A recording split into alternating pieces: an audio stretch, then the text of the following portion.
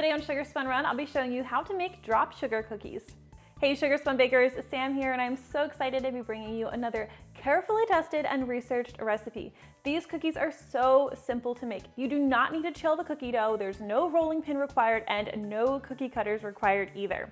Yet at the end of the day, you're still going to have super delicious and colorful Christmas sugar cookies. Now to get started, you'll want to preheat your oven to 350 degrees Fahrenheit. Next, you're going to need 2½ sticks or 1 1/4 cups of unsalted butter. Now you want this to be softened about to room temperature, but you don't want it so soft that it's melty or oily. We'll add this to a large bowl.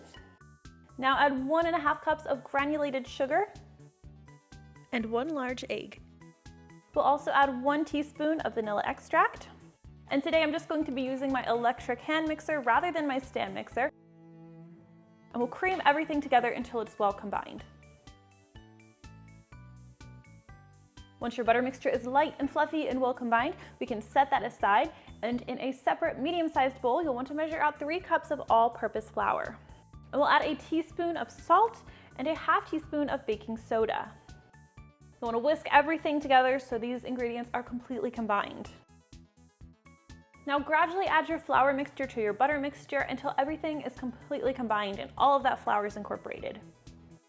I like to add my flour in 3 or 4 parts. You definitely don't want to add it all at once because this makes for a pretty stiff dough as it is. If you try to get all of that flour absorbed at one time, it's going to be much too stiff, much too crumbly, a little bit more than your mixer is really going to want to handle.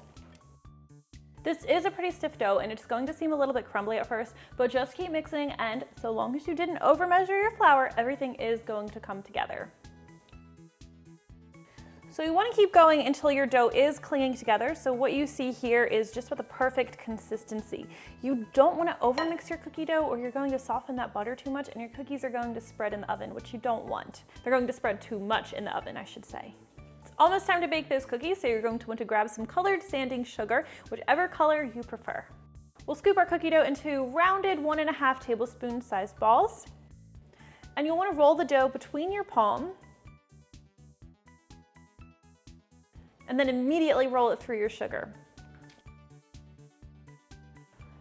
Now you do need to roll through the sugar immediately because that warmth from your hands is going to slightly melt the butter in that cookie dough and make the surface a little bit warmer, which is going to make it easy for those sprinkles to adhere. If you let the cookie dough sit a little bit, the outside's going to dry out a little bit and the sprinkles or the sugar won't stick as well as it ought to. Now take these over to your preheated oven where they'll need to bake for 9 to 11 minutes. Make sure you let these cookies cool completely on their baking sheet before enjoying. And that is how you make the easiest sugar cookies of the season. I really hope you guys enjoyed today's recipe, and if you try this one out, please let me know what you think. I always love hearing from you. Thank you so much for watching, and I'll see you next time.